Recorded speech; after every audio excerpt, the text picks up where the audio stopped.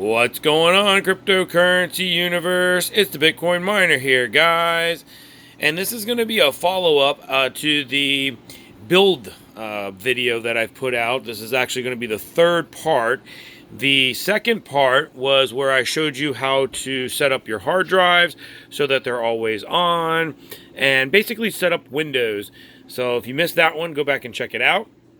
This is going to be a little bit more of an advanced setup, but it's very simple. It's not going to be too difficult to do. When I say advanced, don't let me scare you. And what I mean by that is the sense that you're going to be able to use a couple of bat files, and we're going to set this machine up to autofill these two 16 terabyte hard drives, or 4 16 terabyte hard drives. I'll show you how to do that today, and you can kind of just walk away, come back in, 2 days, 4 days, whatever time frame it is that you are looking to autofill those drives. I'm going to show you how to set this up as a harvester so that you can actually be farming with those plots that are completed as you're working on filling up those drives for the next 4 days, 5 days, whatever it might be, and until you're ready to move those drives from your farmer or your plotter, to your main station, something like what I have here. And if you guys missed this video, I kind of talk about what my plans were here and how it kind of has it all set up. And also I talked about the USB style and things like that. So go back and check that video out as well, guys. So let's go ahead and get straight into... Oh, sorry. And I'm also going to show you how to CPU mine Verus with your extra CPU power. Again, I mentioned this in the last video. Every system is going to have bottlenecks, and it depends if you're going to have extra CPU power. If you're going to want to CPU mine with plotting. Obviously, when you're done plotting, you can just switch over to CPU mining, and it doesn't do any degradation to your SSDs or your NVMEs. Verus is a privacy-protecting protocol. People can't see your past transactions or balance when you use Verus, unless you want them to. The Verus community believes in privacy for all as a basic human right. Verus, the next evolution in cryptocurrency and beyond. Discover more at verus.io. Truth and privacy for all. With this system, the way I plan on using it, I'm going to slowly start, and we're going to try to do it as a tri-miner was the initial plan. But that's all explained in the other video, and we're just going to be doing a dual miner where we're going to be doing Chia and Verus at the same time. All right, guys, so let's get started and showing you guys how to get everything up and running. It's, again, not going to be too difficult, but I'll show you step by step on what to do, how to time delay your starts, how to, basically have your harvester automatically set up and everything. So let's dive right into it. Okay, we're going to start with assuming that you have your seed phrase put into your wallet on the computer that you are plotting on. This is going to be the simplest and easiest way. And then I'll show you guys after that how to do it as if you did not put your seed phrase in. So let's go ahead and continue. This is the bat file. I will put all of this down into the description below. You'll be able to just copy and paste it and alter a few things in here, and this will be able to get you up and running. Now, you will not run the Chia desktop when using these bat files. You will just not open it at all. You will open it one time, put the seed phrase in, and then shut it down, and then run the bat files to get mining, or plotting, So you need to change your user. In order to find your user, go to C drive, go to users, and then choose whichever user that you are using. For me, it's Chia Plotter 1. So you would replace Mr. 64 with Chia Plotter 1. And the last thing you'll need to replace is the actual application number that you are using So right now this is preset to the latest one, which is 1.1.2. Every time you update, you need to update that number right there, whether it go to 1.1.3 and so forth. So please keep that in mind. Now, the other things that you may need to adjust, depending on your system, but this particular rig, I'm going to run 6 gigs of RAM, and this is how you set the RAM. If you wanted to change it to 4, just change that 6 over to 4 or 2 or whatever you were trying to do for your particular system. But this rig, we're going to go with 6. This is your processor count. Do you want to allocate 4 processors, or threads, or do you want to allocate 6 threads? With this build, we're going to go with 6 threads. Now, the next thing we need to think about is the number of sequential times that it is going to run the plot. So I always run 2 separate drives, at least. You can do more. With the 2 drives, you'll do D and E. With those, you will have 2 different bat files. Bat file 1 and then bat file 2. The only difference between those bat files will be that this D and then it'll be E. So, and then you're also going to stagger start, because not only one are you using different parts of your CPU for plotting at different times, you're able to do more with limited resources by stagger starting. Now, another bottleneck is the write time on your drives. So, if you just say, give it like, it depends on your stagger start and how many you're trying to do back to back, but these drives can take anywhere from 10 to 20 minutes to write. So you want to stagger the drives you're using, not only staggering the start. So this helps in efficiency and getting everything out. And I will show you guys and cover the stagger start and timings, all that, in a little bit further on into the video. The difference is the amount you run in sequence, where you have 10 here. This, by running 2 of these in parallel, that means we're actually going to get 20 plots. And we're going to also run this 14 at a time. So let's think of it this way. A 12 terabyte drive will hold 110 plots. If I were to click this 11 times, then this would fill up one 12 terabyte drive. So what we're going to do is we're going to actually have 2 of these with 2 12 terabyte drives. And we're going to leave the number 10 there. So that way, when we alternate clicking, we're actually going to be plotting to the 2 different drives as we're going through. And this will just automatically pre-fill them. You may want to top them off or maybe pedal back just a little bit so you don't accidentally run out of room. But this method has been working great for me. All right. Now, the other thing is we need to think about harvesting. How can you utilize the plots that you have on this machine, because this could take, 2 days, a week or so, while you're plotting, and how can you farm with those at the same time? Well, it's pretty simple. We are going to set up the farmer, and I'm going to walk you guys exactly through how to set up that farmer, and we're going to go ahead and do that, but we're going to come back, and I'll show you how to set up this file by adding in your pool code, and I believe your farmer code, but we're going to cover that in a little bit. And let's go ahead and show you how to collect this information that we need in order to set up your farmer. So you're going to get the CA file, is what we're going to need to get. Just go to your Windows C drive. Go to users, Chia plotter. .chia, mainnet, config, SSL, CA. That's what we need, that CA folder.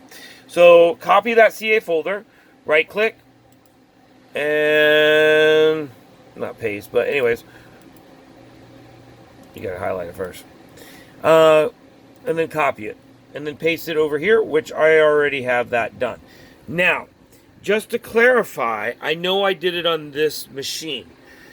If you put your seed phrase in, you're going to have the right CA folder. And we're just going to do this for extra measure to make sure everything's working properly. If you did not put your seed folder into this machine, you need to get your CA folder from your main node.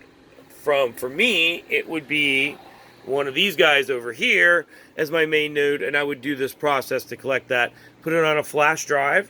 Do not send it over the network, but put it on a flash drive, bring it on over, and all right, let's get this harvester set up now.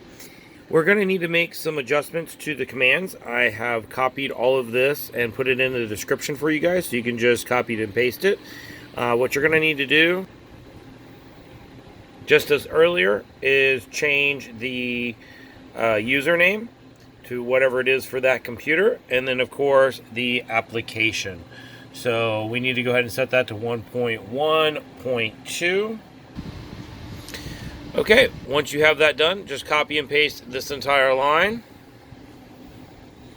Open up a PowerShell. Just type in PowerShell in the search bar down at the bottom. Paste it in, and it'll change your directory. So we are now into the daemon of the Chia blockchain. Okay, we want to make sure that there's nothing running before we make any changes, so we're going to give the stop all command. And everything's listed in order. It takes about 10-20 seconds, and then it'll give you this. And now that we've got everything stopped, we're going to go to the next one, which we need to upload our CA folder. Okay, once you have that into place, just go ahead and hit enter. Now make sure to put it on your desktop. Or change that to wherever you put it. But desktop's going to be the easiest. All right. Now, we need to tell it what drive locations to look at. I use letter drives, and I think it's just the easiest to add the first or the next four. Go ahead and do D, E, and so forth. So you would just, but you want to do these one at a time. So just go ahead and copy the top one, D, place it, E, and then continue if you have multiple drives. Or if you are setting up a strictly farmer and not a plotter like I am doing here. If you guys missed the first video I did on Chia, go back and check that out. But each little mini computer runs 23 drives, and I go ahead and do everything A to Z, or excuse me, C to, you can't really do A, but C to Z, while I'm programming it. That way, whenever I plug in a drive, it'll automatically just start farming. It's not a problem. So let's go ahead and take care of that. This can take quite a while, depending on how many plots you have. Quite a while. So you can skip it, actually. It's not necessary. But it is a way to check your plots and make sure that there's no problems with them, and make sure that they meet the criteria. I've tried it a couple of times. That will have to be a later video to really tell you more on that. But the next step would be to configure and setting your farmer peer. So let me show you how to get that. Okay, you are going to want to type in ipconfig, and not on this directory, actually. You need to do this for your main node. So let me clarify a little bit. If you have put in your seed phrase in this computer, and you are, well, I guess if you're using bat files, you can't be farming on this one, or you can't be. You have to be running a node. So yeah, this has to be your second computer. So then you have to go to your main computer. For me, it would be one of these small computers, and open up a PowerShell. Don't change the directory, and then type in ipconfig. It's going to give you a whole list of internet information. I'm not going to type it in this computer because I don't want to have to deal with blurring it out. But you're looking for an IP4 address. It's about middle of the way down. It's very simple. Just make sure to type in that straight into a PowerShell without changing the directory. Now, what's going to happen is you're going to change that IP address and replace it right here. It's going to look something just similar to this. Now, the X's are, it could be like the first one could be 3 numbers instead of 1. The second one could be 2 numbers. The third one could be 3 numbers. So the X's don't represent the exact number count, but you're going to follow that format. I think the standard one is like 197. Dot 2 or 197, whatever it is, but it may start with 197. That's pretty common. And fill that in, and then leave the semicolon and then the port. So we're going to go ahead and copy this information. Once you fill that in, I've already done it on this computer, but for this example, I am just showing you, and you will go ahead and hit enter. That's pretty much it. You're ready to farm. You can farm on this computer without having to start the node. You can plot and farm at the exact same time. Once we've done this, we just need to start up the farmer. Let me show you how to do that, and we're going to have to do one other thing just to make sure that it's all set up. Okay, you can type start harvester in that PowerShell, and it will start, but if you close the PowerShell, it will stop. So I want to make sure you guys know this. And so what we've done is we've come up with a bat file, and what you're going to do is you can go ahead and close the PowerShell. You're done with that for now. Now, this is going to also be down in the description. This is the harvester bat file. Again, same thing. You're going to have to change your username and the application.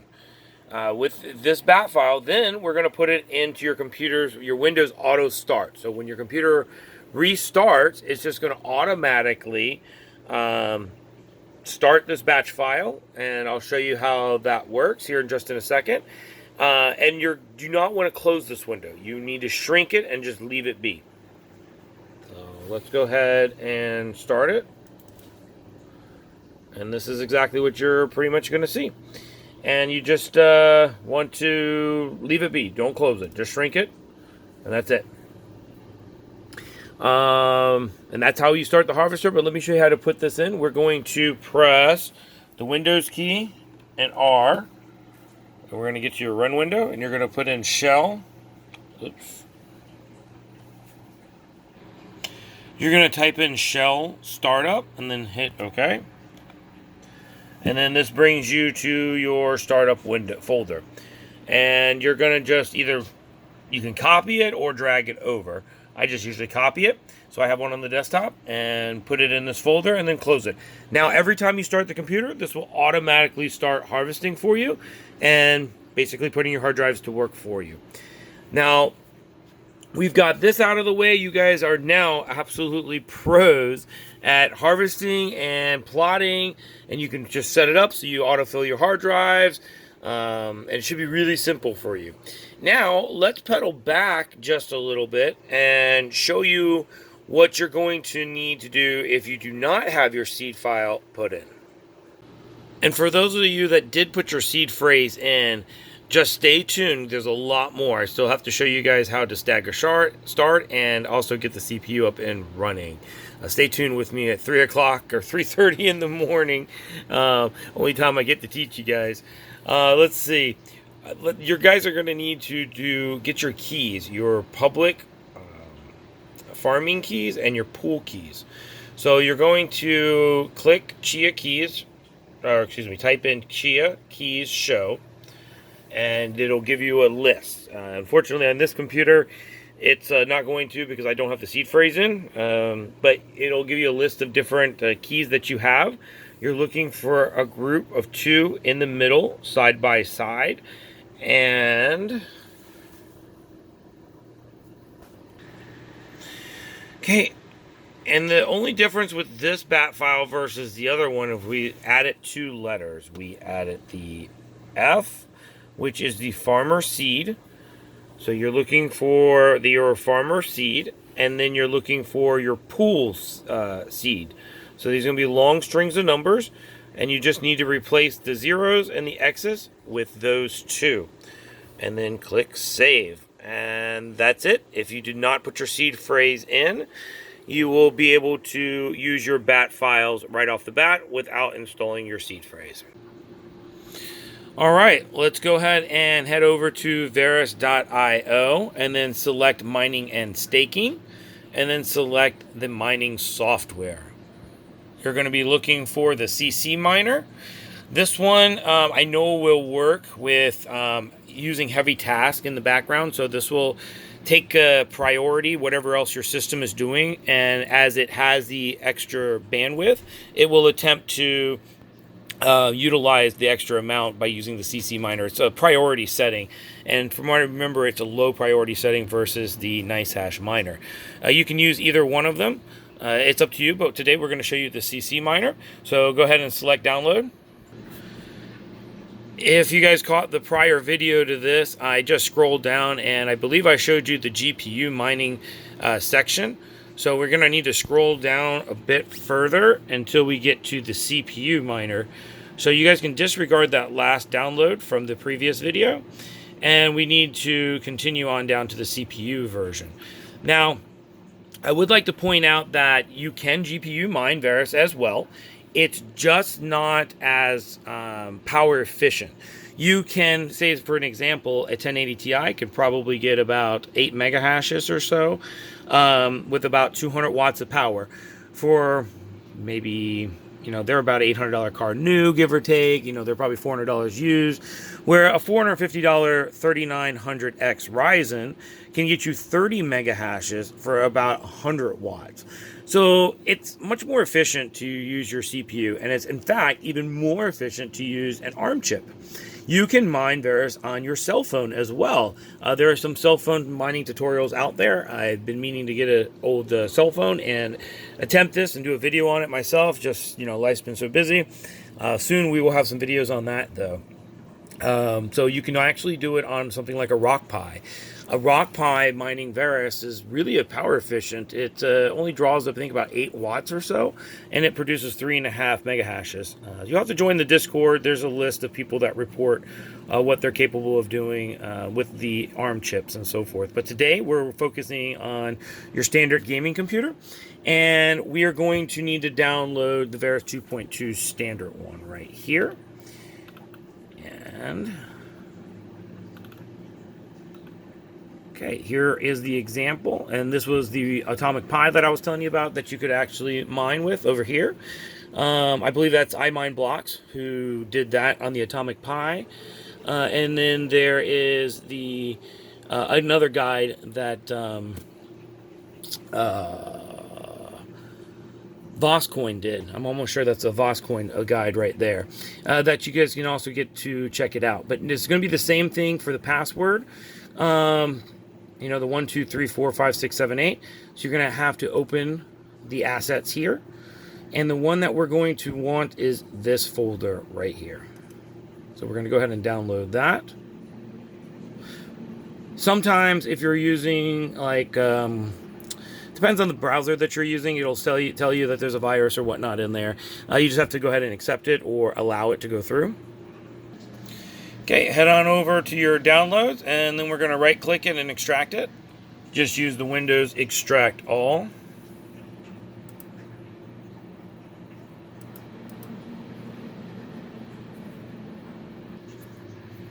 Okay, no need to change the directory. Just hit extract. Just in case the Windows version glitches on you guys, head on over to rawlabs.com and pick you up either the 64 or the 32-bit version of WinRAW. And then I'll go ahead and extract this. See, now this one's asking me for the password. The other one was glitching, was not asking for it. And remember, the password is 1, 2, 3, 4, 5, 6, 7, 8. Okay, as usual, with any mining software, you may have to deal with your antivirus. So you saw that just pop up. Let's go over here and allow it. So we're going to go to threat protection.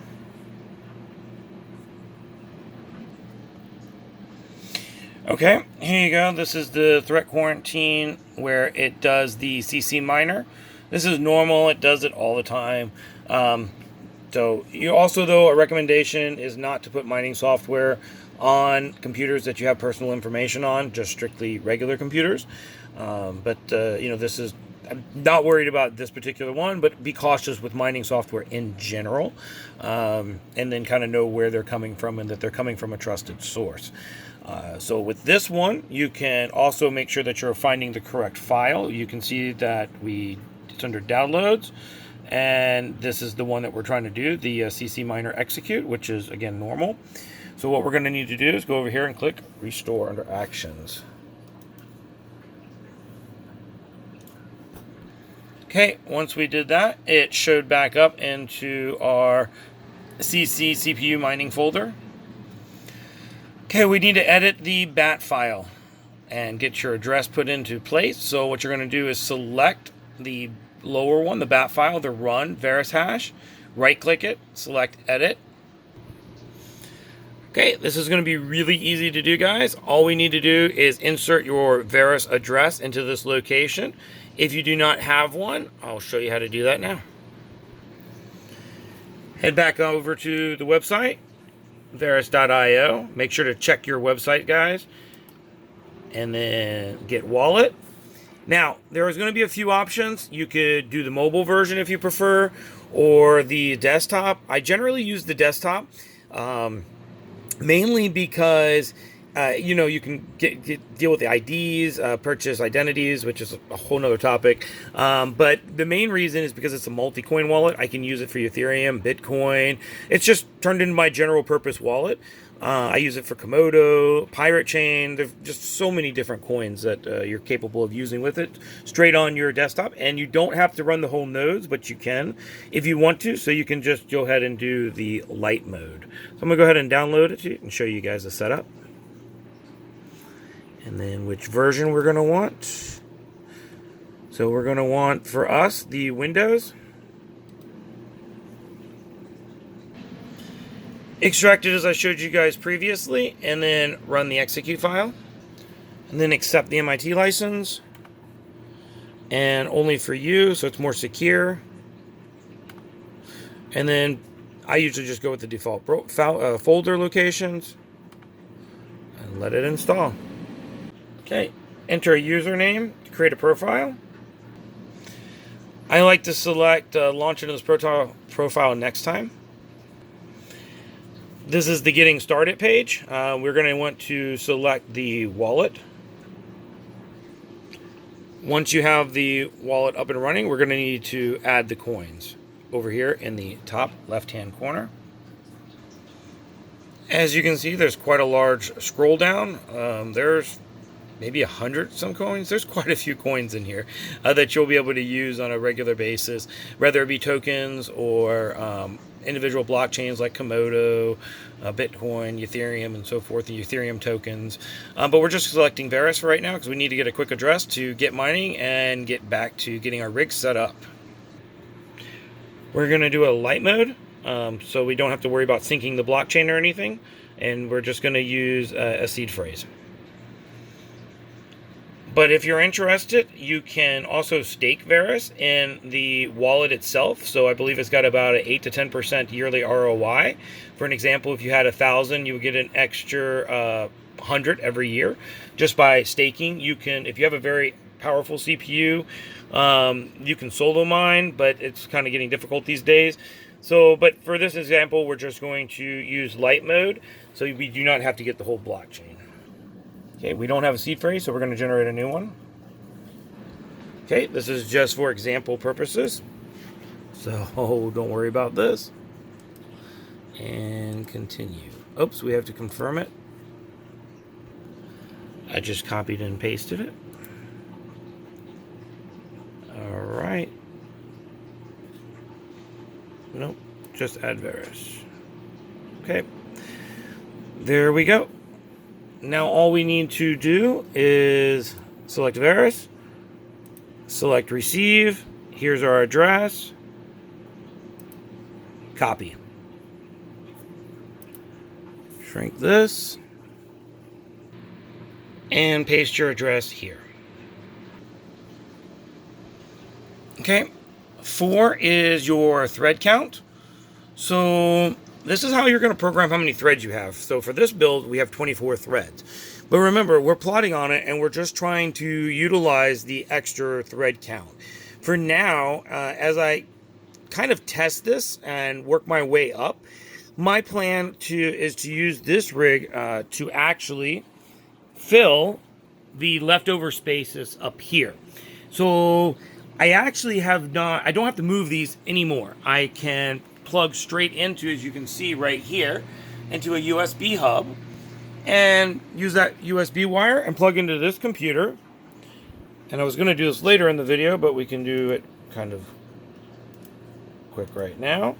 But you can see I have some free space, and I will use this computer to fill up that extra free space, and I also am harvesting on it, so I won't be using it to its full maximum potential, and that's why I'm going to have extra CPU power. And then this is why I'm going to be running the CPU miner to extract as much as possible. But I think 4 threads will be fine. You know, even if this was not plotting, I would always leave at least 1 thread for the operating system, so I would only run 23 threads. But for this time, I'm going to try it with 4 threads and see what happens, and we'll go from there. So let's go ahead and go over here to the file and click Save. Okay, let me also show you the pool. We're using the official Verus coin pool. So there is the website. Just copy and paste that. Go into your browser. Okay, this is the Verus community pool. And in order to check your address, we're going to go over here and go to worker status. And then we're going to copy and paste your address here. The same address we put into the bat file. And once you start mining, you will see it on a page like this. All right, there's your crash course. Let's move on. Okay, let's go ahead and start up this miner. And check it out, make sure everything's working properly. And we've got the green yes. So we are good to go. So we'll let this just run in the background as we continue our setup for this rig. One other pro tip is, just like we put the harvester in the start window, we can create a shortcut for this and also put it in your start window as well. So let's go ahead and do that. Just in case you don't know, click the Windows key and R, and you'll get a run window, and then type in shell startup. Okay, I just put that into the startup folder. Alright, there we go. This is what it's going to look like on the pool side of it. And you can see this producing 4 mega hashes, just using 4 threads, just kind of idle in the background. One other thing I would like to mention to you guys that I also put on my computers is GPU-Z or CPU-Z. Depending on, obviously, what we're doing. If we're dealing with the CPU, I'll put either one of those on there. And then I like core temp. Core temp is another great one to keep an idea of what your max temperatures are and what performance you're actually getting out of them and so forth. All right, guys, this rig is set up now to be my CPU miner, my plotter, my farmer, and eventually my graphics card mining rig too. I know this was turned out to be a little bit of a long tutorial, but that kind of went through everything from A to Z. And the last thing we need to do is talk about stagger starts, how you might do it differently, and why you might do it differently. So I'm going to show you a normal stagger start, or explain it, and then I'm going to go ahead and start this rig up for my purposes. Now, in the way you would think of a staggered start is you want to get a baseline. You want to know how long does it take for a particular rig to do a base number amount of plots in parallel. So I like to kind of run it through one cycle. I'll do maybe a few less. So if this one can do 14, I'll run 10, and I'll get a baseline. That baseline will probably be about 28,000 seconds, which just, let's say that's about 8 hours. So what you want to do now is take the amount of plots you want to run, which is 14, and divide it amongst that 8 hours. But you also have to think about your hard drive write times. How long is it going to take you to write on that hard drive to, basically store it? So if you have 2 of these that finish at the same time, then you're going to bottleneck on writing your hard drive, and you can't keep plotting if you're bottleneck writing on your hard drive. So this is where you want to run 2, if not even 4, depending on your particular setup and how you're trying to do stuff. But 2 is good enough, especially with 14 in parallel. You don't have to do more. So what I always do, and the pattern I do, and I think different people might find or do this differently, is I actually don't take the 8 hours. I take 6 hours, 80% of it, give or take. And I think, okay, well, I want to start all 14 plots in this 6-hour block. And usually the way I do it is I will start this one and this one together. This is D drive and E drive. And that way they both finish at the same time, and I'm not wasting processing power by just running one. And that way they can both write to the drives at the same time. I will wait 20 minutes for the first round and then stagger start again. I'll do 2 of them. So I have 4 running at this point.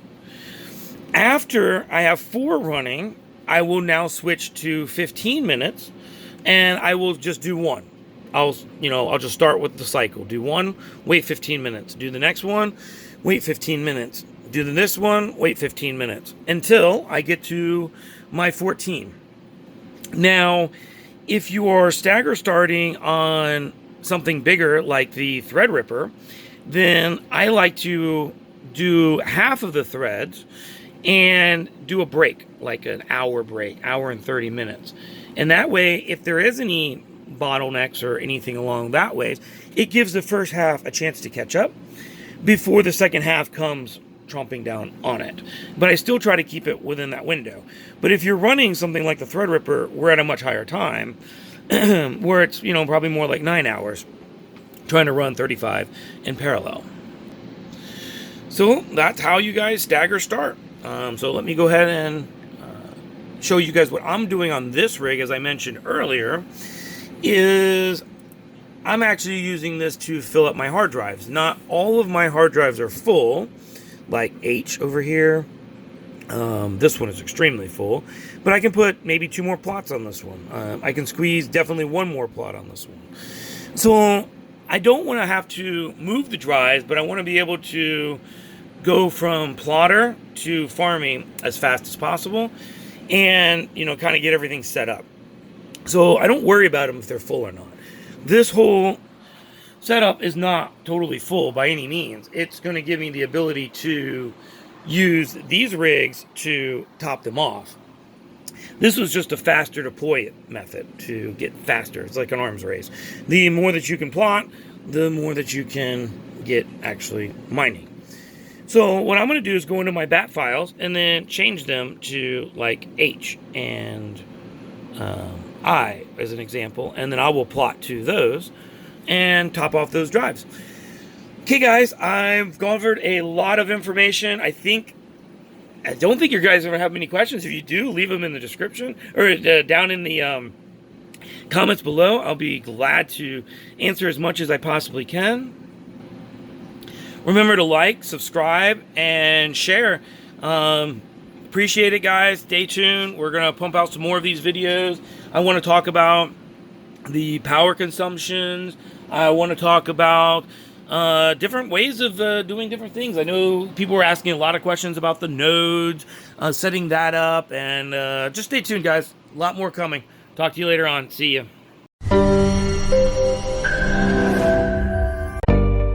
There are a lot of payment methods available, and they all address privacy differently. If you go to a store and purchase something with cash, you don't have to tell the cashier how much money you have or purchases you made in the past. But in today's digital world, you can't use cash. So what do? You can use a credit card, which can do a lot of things that cash can't, like sending international payments or purchasing things online. But credit card transactions aren't private. Your name, address, purchase history, and balance info are stored by merchants and credit card issuers. This gives them access to information like how much credit you have, your traveling history, as well as things you buy. and they can reduce your credit or even worse, cancel your card altogether, leaving you without a source of funds. Another possible solution is cryptocurrency like Bitcoin, one of the most popular, but it's not private. Financial transactions using Bitcoin are stored in a public blockchain, which is transparent to everyone, not just the payment processors or merchants. Anyone can see the balance in all transactions of any Bitcoin address. Now there is a new way to combine the privacy of cash with the global reach of crypto. It's called Verus. While Verus provides transparent addresses called T addresses as well as transactions very similar to Bitcoin and visibility on the blockchain, Verus users also have a choice to send and receive funds and encrypted messages using the latest cryptographic technology known as ZK snarks, by using a fully private Verus address known as a Z address. T and Z addresses are like HTTP and HTTPS. HTTP is the underlying protocol that lets you browse the web. In the early days of the internet, hackers could capture sensitive data easily because the original HTTP protocol wasn't encrypted. This eventually changed, and people realized the need for encryption, and a new standard was born, HTTPS, which is what most websites use today.